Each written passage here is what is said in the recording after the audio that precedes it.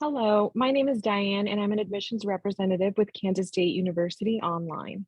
I want to start by thanking everyone for joining us tonight to learn more about our academic advising programs. I'm joined by the program chair, Dr. Christy Kraft, and assistant professor, Dr. Craig McGill. Dr. Kraft and Dr. McGill are going to spend roughly the next 30 minutes giving us a presentation about this program, and then we'll spend the last 10 to 15 minutes answering questions. Throughout the duration of this presentation, we will be monitoring the chat feature and answering questions as they're being asked. Some of your questions may be saved until the end for Dr. Kraft and Dr. McGill to answer. And at this point, I'm going to turn it over to them now. Well, good evening to everyone. I hope everyone has had a fabulous day. We're really glad that you're able to join us this evening. Thank you, Diane, for the introduction and for the assistance with this webinar tonight. We will start off by just inviting you all to quickly just in the chat, tell us where you're from real quick. Your name will show up, but type, maybe the university or college, if you work at one, where you are or where you currently are right now. So feel free to do that. We'll wait here for a second. Just to kind of get a sense as to who's coming on, who's joining us. So usually we see people from all over, and tonight looks like the same thing. Oh, we have a K-State person. We've got people from, all right. I wish I could comment on every one of these. I'm sure Dr. McGill does too. Dr. McGill's pressing, I know someone at, that college or what have you. So, well, we really enjoy seeing this, and hopefully you all are enjoying others as well that you're seeing as they're coming in. They're coming in really quickly. So I think my preference and Dr. McGill's would probably be that we could have a huge discussion and hear voices and this and that, but it's just not ideal for this setting. And so this will be the best we can do, I think. But feel free, as if you have not yet done so, to go ahead and add your information in the chat as we get started. As Diane said, there'll be a brief presentation. There'll be time for questions and answers. If you do have questions along the way, you can go ahead and put those in the chat. We'll try to monitor those, a little bit along the way, and then also at the end. So I'm going to go ahead and move to the next screen here. Oops, that is really sensitive. Okay, so this is, again, our academic advising graduate programs that we're going to talk about. And we actually have 3 of them. They're housed in the College of Education here at Kansas State University in Manhattan, Kansas, where we had a snow day today. We thought it was almost spring break, but we had a snow day today. Let me go ahead and move to the next slide and share briefly. Oh, actually, I'm going to pass this over to Dr. McGill. I was taking over. Dr. McGill, why don't you go ahead and take it from here, and then I'll come back on. Great. Thank you, Dr. Kraft. And I echo Dr. Kraft's enthusiasm to have you all with us tonight, and look forward to chatting after we get through the formalities here. So we're going to talk about 3 programs. I'm going to talk about the first 2, and then Dr. Kraft is going to discuss the third. It is our graduate certificate, which started in 2003, followed by our Masters of Science in Academic Advising, which began in 2008. And then most recently, our PhD in Leadership in Academic Advising in 2020. So we'll start with the certificate, which is 15 credits. It's pretty straightforward, 5 classes. These courses are all required, but they can be taken in any order that makes sense for you. So you take a course in learning principles. The foundations of academic advising is the foundations of our kind of academic discipline, academic study of academic advising. A course in student development theory, multicultural aspects of academic advising, and then a course in trends in career development. So then the master's degree, which we began in 2008, is 30 credits, and it's those 5 classes plus 5 more. And so 4 of those 5 are required courses: interpersonal relations for academic advising, college student athletes, college students with special needs, and then research methods in education. And then you have 1 restricted elective that you take for your 10th class. And then this culminates with a final comprehensive project, which among other things involves your advising philosophy, which you actually have an opportunity to articulate in the Foundations of Academic Advising course. The timing is interesting. I just graded mine this afternoon for my class this spring. And then doing some analysis of case studies, looking at kind of an advisor lens of how you would work with students. So those are the requirements. And then we've got some of the criteria for admission, I believe on the next slide here. So it's a bachelor's degree with 3.0 minimum GPA in the final 2 years, or the last 60 credits, usually that is. And the applications are accepted year round. And so you should plan to apply 2 to 3 months in advance from when you plan to start the semester. So the fall semester begins in late August, the spring semester in late January, and then the summer begins in late May. So 2 to 3 months before that respective semester is when you would apply. And the following is what is required for the application. So we'd like a resume or a CV, kind of outlining your academic trajectory and work history. And then a 1 to 2 page statement of your goals and professional experience. So this should include some of the following: career and professional goals and aspirations, and how this program will help you to meet those goals. The reason you're interested in our master's or graduate certificate in academic advising. We'd like to see some evidence of your motivation and your leadership and your work ethic, as well as your professional experiences, which, you know, in your cover letter, you can highlight the things you mention on your CV or resume. And then if you're an international student, you must include a statement that you are taking all courses through a distance education program and will not be coming to the United States for the coursework. Thank you, Dr. McGill. I'll go ahead and take a little bit here. At this point, I'll share briefly about our doctoral degree. It's our newest degree in leadership and academic advising. So we've got a certificate, a master's, and a doctorate. And you can see on the screen that the purpose of the doctoral degree is to prepare professionals for essentially leadership. That's why we named it the way we did, leadership and academic advising contexts. Some will also, or oftentimes in addition to leading or some kind of administrative role, will likely do some research and teaching in the field of academic advising as well. And so it's a degree that people have been we've started already. We've got one cohort that's almost finished with their coursework, and we're just in the process of getting the second cohort together, and it's been well received so far. We're really excited about it. This doctoral degree requires a minimum of 90 hours beyond your bachelor's degree. And the way that works is that 30 hours from your master's just automatically transfers toward those 90. So we don't really look for a course-to-course correspondence. We just say, okay, you have a master's degree, there's 30 of your 90 hours, and that leaves you 60. And so the degree itself is actually a degree that's called Doctor of Philosophy in Counseling and Student Development, and the subplan is the PhD in Academic Advising.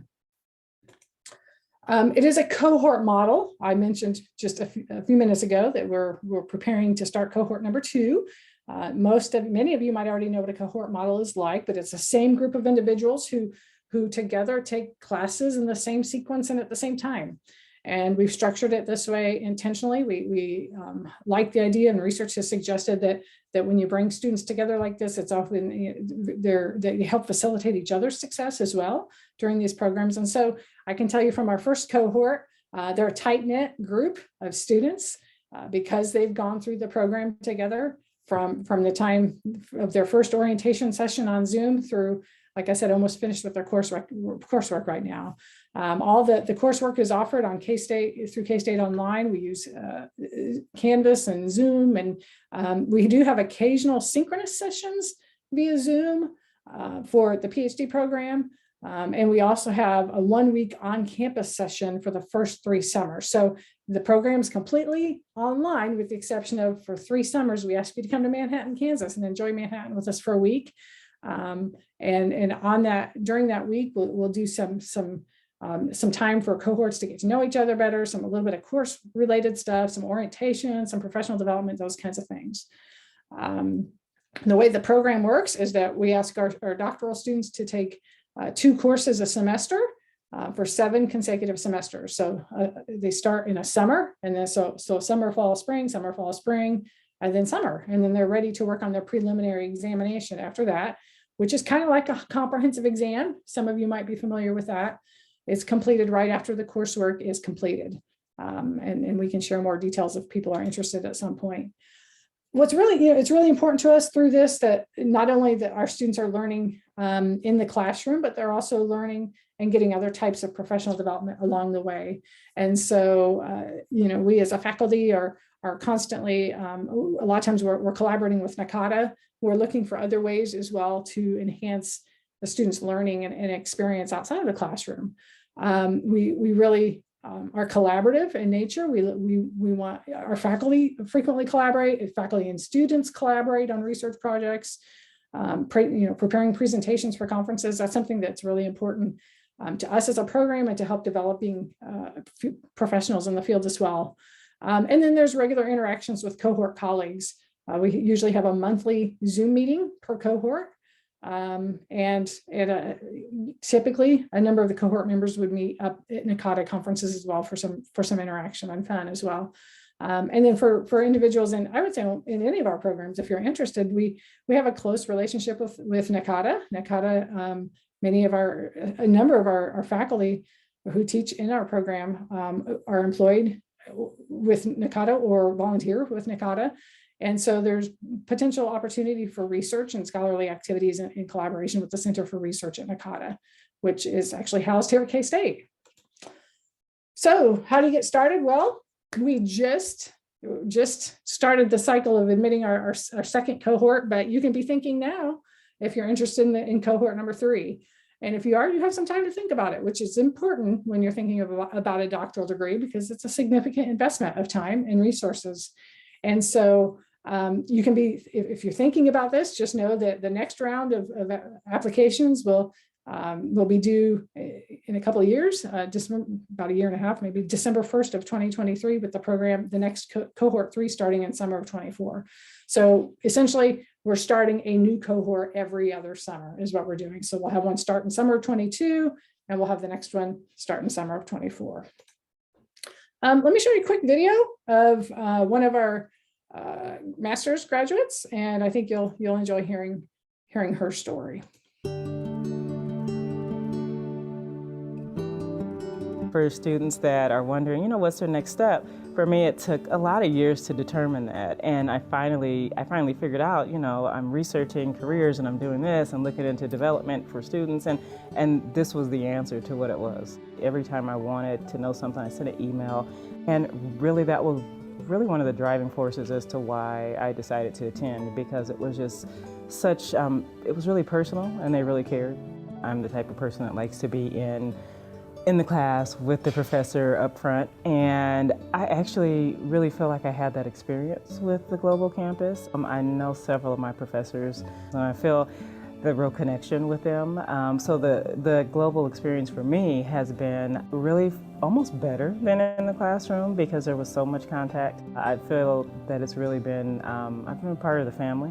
I want to get as much academic advising experience as possible. I really enjoy student development, and that was a big part of our program. So lots of our classes really focus on theory and development. And for me, that was important because it lets you get to the heart of the student. One of the things that I was able to do that I really like is attend the NACADA conference. So I met several of my professors there, really made connections there. On campus, because I was in the program, I was also able to create and work with one of our provosts to actually do an assistantship in academic advising. Halfway through the program, my father passed away, and I needed some time, and he gave me the time that I needed. For some, they might have stopped and taken a break. And because of their care, because he really just allowed me what I needed. And so I didn't stop, I kept going and I finished. And so for me, that said a lot. It said a lot about who they are as just a family, as Kansas State, and how much they care about their students. There can be challenging times. And so just the fact that they made sure that I had everything I needed all the time. I think because of that and their partnership, even with NACADA, really makes it something that students love. And so this distance education at a just a world-renowned university, for me, highly respected. You can't get much better at all.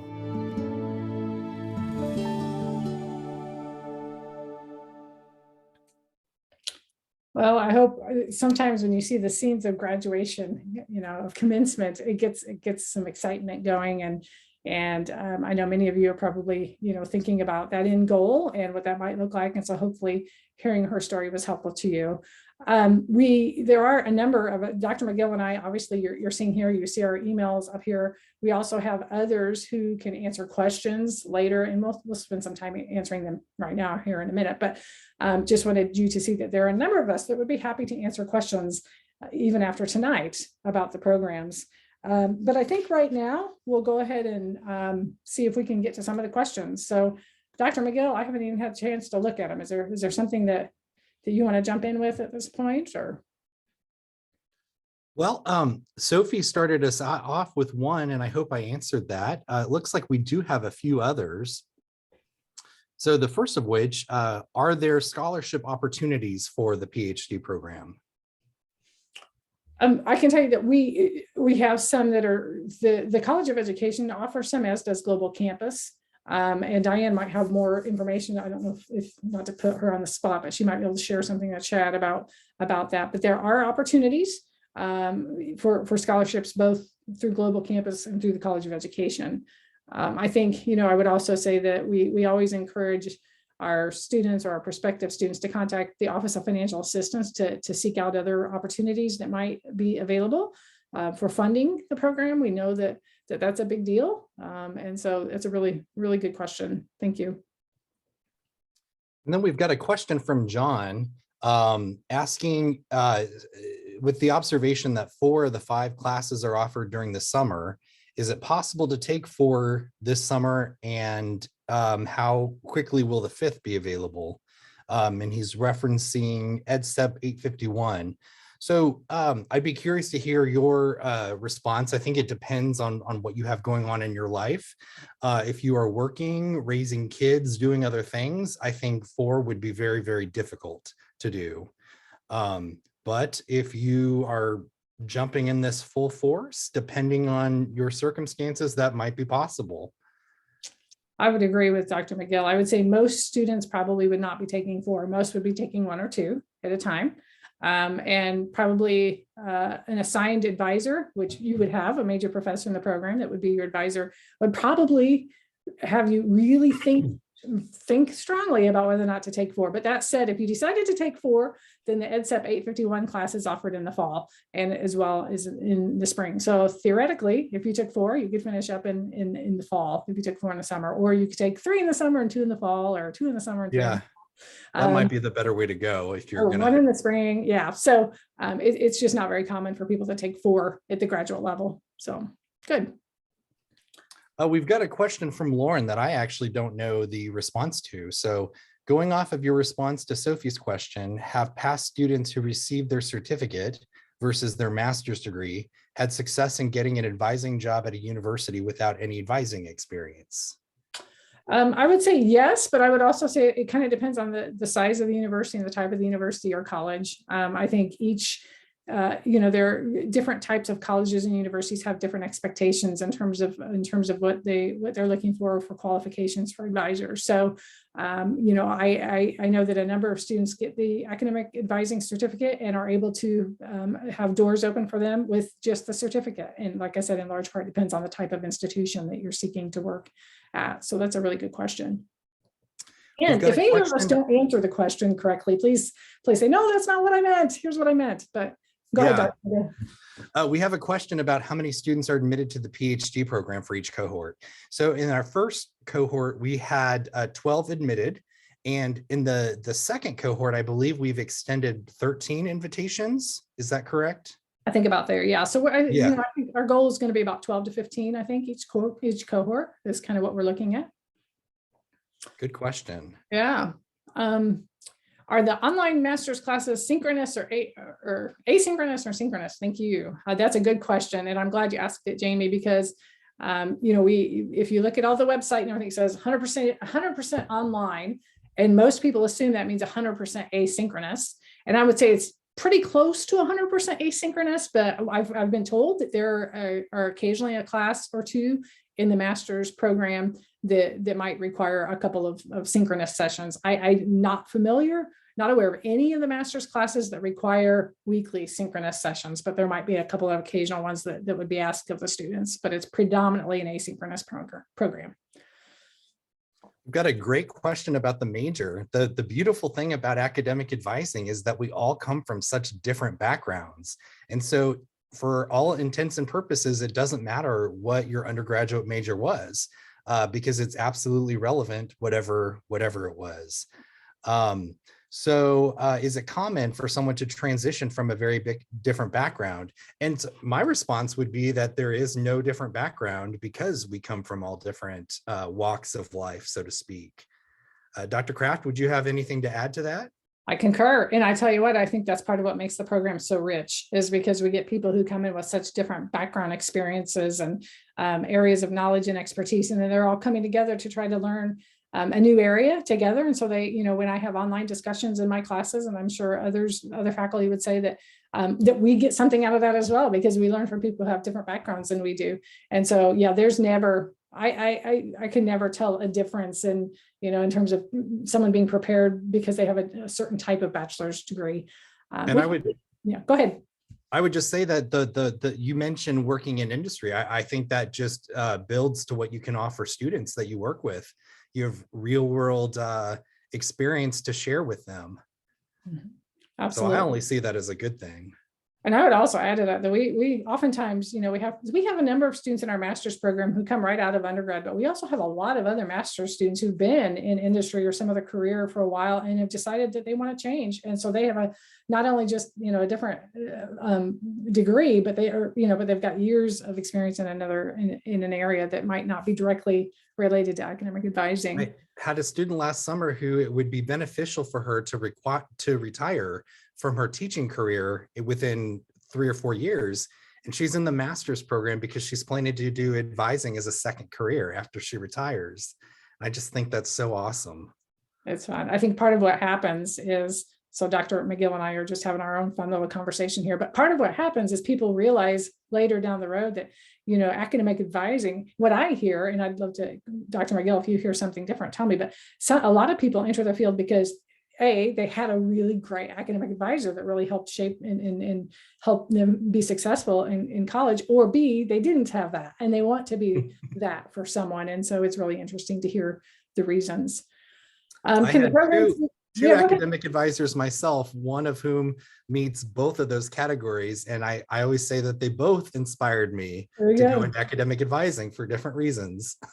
There you go. But I think across the board, when people enter our programs, they ultimately want to help students, and that's the common thread, regardless of backgrounds. We want to be able to help students succeed. So someone asked, can the programs be completed sequentially? And if so, would you recommend for a student to complete the master's program prior to the doctoral program? Yes and yes. I think they can. I think certainly we've designed them to be able to be sequential. We have a couple of courses in our doctoral program. They're kind of prerequisites that if a person comes in with a degree that's really, really different from an education degree, they might have to pick up. And one's a research methods class and one's a multiculturalism class. And so I think, if you were to go through our master's program, you would have already had those courses and you won't have to worry about those in the doctoral program. But that's not the only, you can come in with a master's degree from another area, but that's certainly a smooth path, is to just go one right after the other.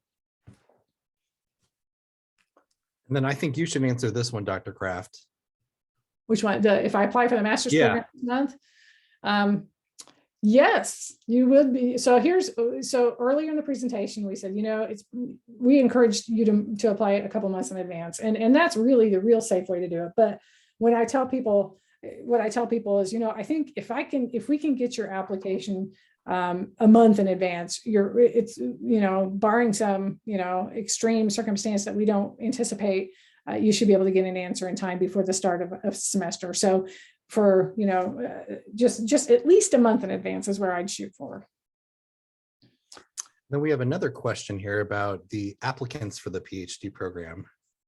Yeah, at this point, we've only had 2. We're still working on getting the second cohort, so we don't really have that kind of information to share at this point. And I think, I think what's with the primary focus that we have right now is more on making sure that the students that we admit are students who are going to be able to be successful in the program, students whose personal goals and professional goals and objectives align with the program, and making sure that the program is a good size, that the cohort is a good size. And so we really are focusing on just making sure that we have, I think what it boils down to is we want to only admit students who we believe will be successful and for whom this is a good fit. And so we don't really focus as much on, how many of those do we choose.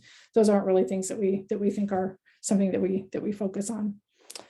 So other questions? You all were keeping them coming, and we were trying to figure this out along the way. Okay, here's another one.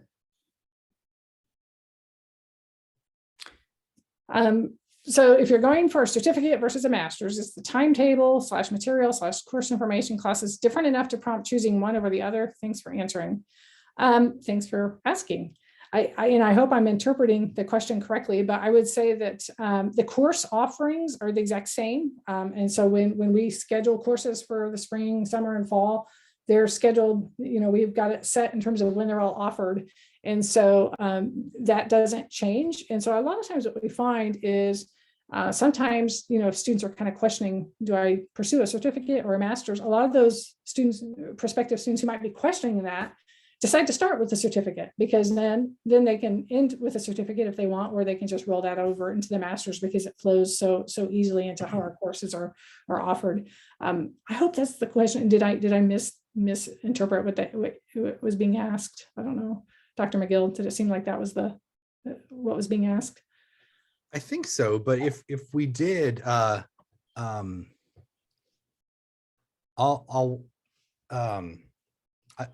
they able to speak up right now?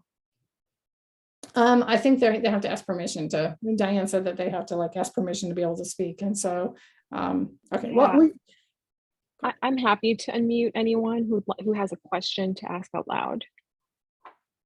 Okay. Well, in the meantime, let's go ahead and get moving, but we want to make sure, I'll move with the next question, but we want to make sure before we end that we do get questions answered. And so if we've misunderstood something or what have you, feel free to try again, give us another chance. So Jamie asked, for the master's program, what are the most common types of graded assignments? Essays, discussion posts, projects, tests. Dr. McGill, why don't you talk about the courses that you've taught and what you've required, and I'll talk about mine, and then we'll go from there. Yeah, it's kind of a combination of those. So I do a lot of discussion board posts. It's the chance for students to engage with one another without having to be required to attend at a certain point in time. So there's a lot of flexibility that comes with those discussion boards. Typically, you'll be asked to have an initial post and then be asked to engage with peers in response to those posts. And it works out pretty well. And I think most students enjoy it. I also have quizzes in some courses, and that's just to make certain that you are, understanding the concepts that you're reading about, and, doing all the reading that's required for the class. And then also, both papers and projects. So for the Foundations of Advising course, I have students articulate their personal philosophy of advising based on some of the readings that they're doing. And then some assignments that asks them to sort of dig into an institution and see what the policies are on academic advising, and pros and cons, and how those policies connect to what they're reading in the reading assignments. And then the final project for that class, it's a lot of fun. The students work in teams, and they actually conduct mock advising sessions with each other, serving in the roles of advisor, student, and observer. And then they switch, and then they just have a discussion about how that went, and maybe some things that they'd like to continue to work on, or some things that surprise them in the moment. And then another course that I often teach is research methods. And, you know, students tend to be afraid of research methods, but we really try and encourage them not to be afraid, because it's really not as scary as you might imagine it to be. And the focus is just to become better consumers of academic literature, both as a master's student with your graduate coursework and within your advising practice. And so to that end, I have students sort of work in teams to work through several assignments that build to a proposal for how you might carry out an action research project within an academic advising space. And students have a lot of fun with it. And they get pretty creative and think about the most pressing issues they're seeing in their advising practices. So Like fun. Dr. Right. Kraft. Dr. McGill, I think I'm ready to sign up for your classes. So maybe not. But anyway, so we do have a wide variety. The answer to that is really, and I'll share a little bit about what I do, but we have, it kind of depends on the course and the instructor. I would say probably there's more papers, projects, and discussion posts than tests and quizzes. I would say that's probably a fair statement. I only teach one of the courses in the academic advising program, master's and certificate programs. And that's the student development theory course. And in that course, we study a lot of theories about how college students develop in different domains. And so part of what I do there is I ask students to write papers where they're reflecting on their own undergraduate experience, and they're using those theories to explain or not explain their own undergraduate developmental experiences. And then, you know, I teach a doctoral level course, higher education law, and a higher ed finance course in the doctoral program. And those are very much focused on discussion boards. The master's level one is in certificates, a discussion focused course as well. I put a lot of emphasis on the discussion boards. We spend a lot of time in those. But in the higher ed law and finance class, they also have about 2 or 3 written exams. They're open book, open resource. But they're about, you know, there's a time frame given for them, and the expectation is that they'll synthesize the information we've covered in responding to the questions that I ask. So for the higher ed law exams, it's usually a big case study that I want them to, or 2 or 3 that I want them to respond to. So I think you'll find that the faculty are pretty creative across the board, and want to try to make sure that you have plenty of different kinds of opportunities to demonstrate to us that you've learned the materials. And I think students say that for the most part that they enjoy a lot of what they do in the course, that they see that it's important and valuable and that they can use it, which is part of what we really want to focus on, the usefulness of it, right? Other questions? These are really good questions. So really appreciate the rich discussion that's come from the questions. Or we must be fast talkers. We got through real quick. But we're happy to, I mean, I've got another 30 minutes here that we allocated, and I'd stay longer if there are any other questions. How is the final project structured in the master's program? That's a great question. For right now, and I say right now is because it could change in the near future, because we're in the process of reviewing our curriculum and looking at what we might want to do. But for right now, it involves providing students with a few different options, first of all. One option is to respond to case studies, similar to what I discussed about my higher ed law class. It's responding to academic advising case studies, drawing on the information from the program. And so there'll be certain expectations about the number of references that are required, making sure that you're referencing material from different courses throughout the program, but it's case study based where you're responding. And I might add that for all of the project options, students are asked to write a philosophy of academic advising, and we look at that as well. Another option, in addition to responding to case studies, is to develop a comprehensive plan for academic advising, drawing on the information that they've learned in the program. And again, the requirements would entail citing a certain number of sources from a variety of classes in their process of sharing that comprehensive plan. And then the third option is kind of a choose your own adventure with the permission of your faculty committee. If you have a great idea of another way to demonstrate to us the learning outcomes that are specified for the program, for this project, we're open to hearing those ideas. And that's the one that's least frequently chosen, but when it's chosen, it's usually really, really good, because someone has usually put a lot of thought into what they could do, a different way to demonstrate to us that they've learned. So 3 different options right now. All of them also involve writing a philosophy of academic advising. What have I missed about that, Dr. McGill, if anything? I think that was a great answer. Okay. The question about average, and I don't have data to give an official answer. And hopefully the answer isn't frustrating, but it totally depends, So if a student will take 2 graduate courses a semester, they can do the program in just under 2 years, 10, in 5 different semesters. If you take 3, obviously that'll condense the time considerably, and it might be just over a year. So it just depends on like your life circumstances, and if you're working, if you're raising kids, if you're doing other sorts of things too. Good. And John's on top of making sure that I've got my course schedules out in front of me here. But John, you'll be happy to know that all of the other 4 certificate courses will be offered in the fall.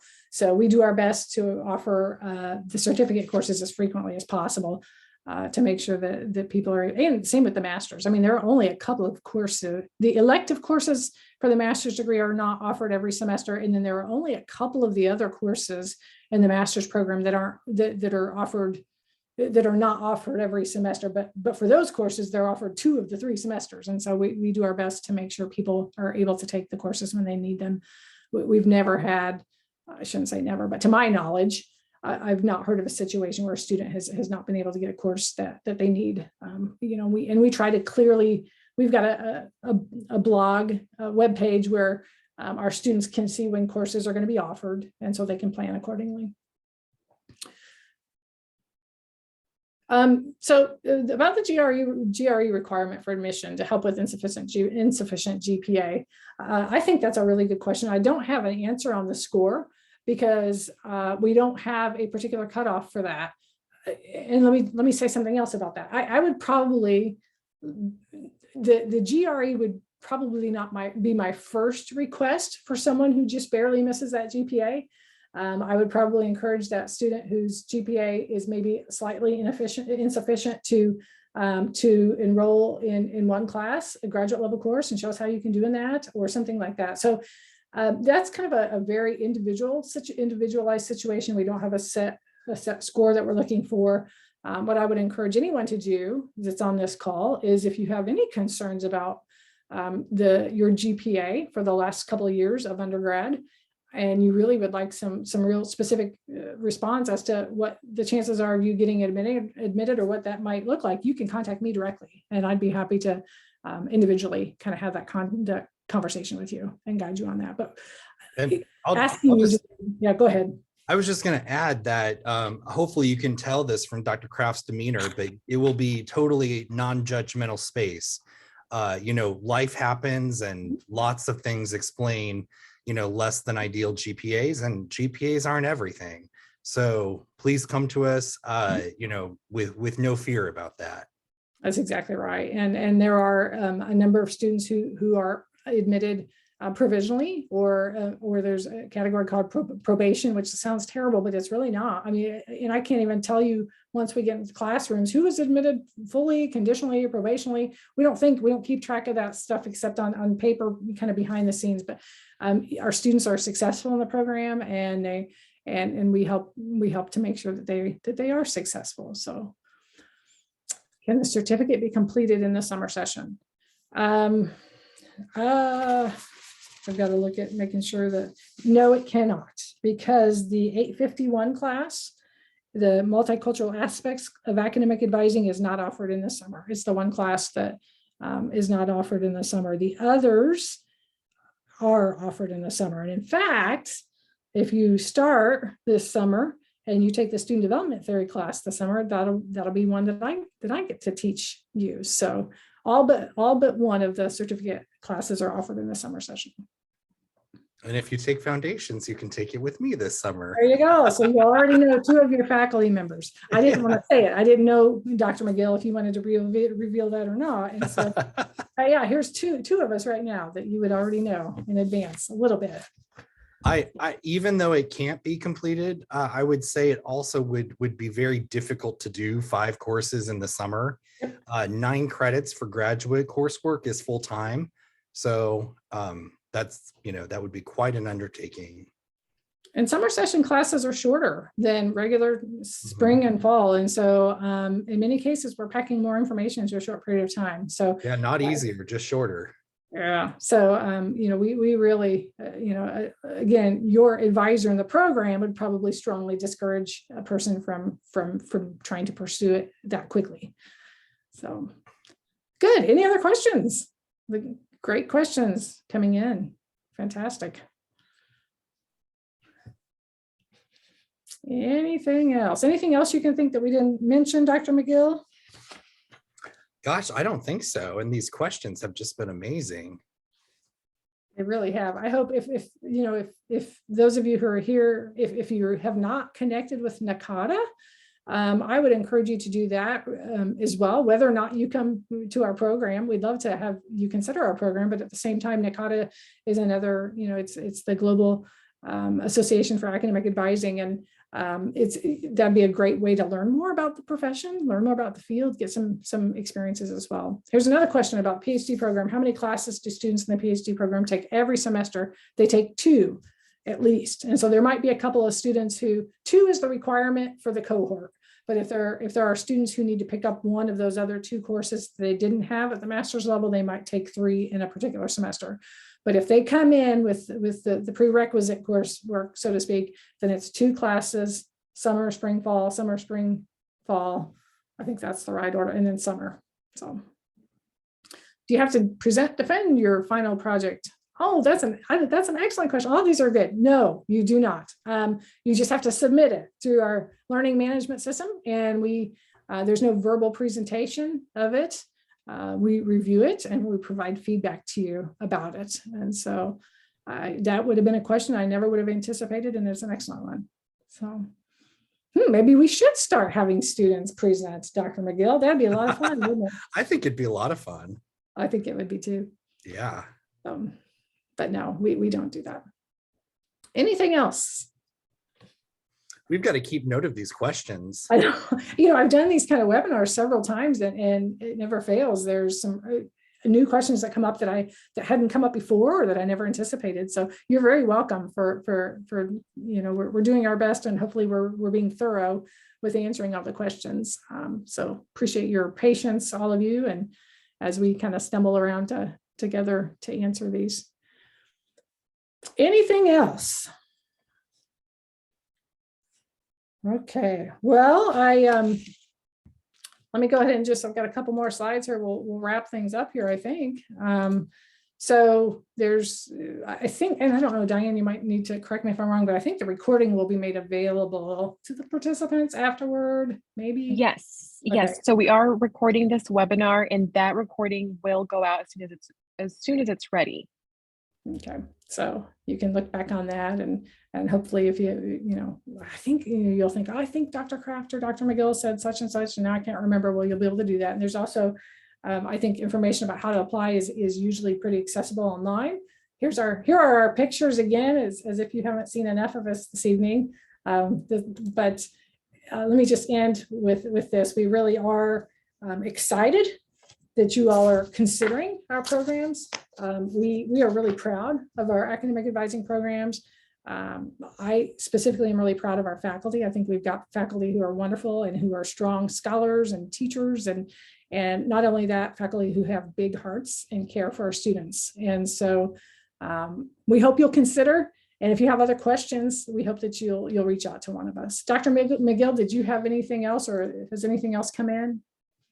I was just responding to a comment about nerves, and if you need to talk through anything else, I think all our faculty are happy to meet with you, or to message any questions you have, or potentially even connect you with current students, so you can get kind of that perspective too. So hopefully you'll apply. I hope so. And you wouldn't be the only person that has been out of school for a number of years. And I think once you get back in that first semester, you get right back into it. And many times those years pay off because you come in with a different perspective and a different focus, and it tends to be helpful a lot of times. So, okay, anything else, Dr. McGill? I don't think so. I wish we could see everyone's face. I but- know. So hopefully you all can hear from us that we enjoy interacting with our students. We like to see people. But thank you for coming, Diane. Is there anything else that you needed or wanted to say before we wrap up? Yeah, well, I first want to thank you, Dr. Kraft and Dr. McGill, for that wonderful presentation. And I want to thank everyone for joining us here tonight. If you are ready to apply, please visit our website at online.ksu.edu and select how to apply for detailed instructions. As a reminder, everyone who has registered for this webinar will be receiving a recording via email as soon as it's available. Finally, if you have any additional questions that we didn't cover tonight, please don't hesitate to reach out. We also want to be sure to let everyone know that we do have application fee waivers available, specifically to those applying to the master's degree for the upcoming summer semester. So feel free to reach out to us at online@ksu.edu when you are ready to apply, and we will be happy to provide you with a code. And again, thank you all so much for joining us tonight, and I hope you have a great rest of the night. Take care.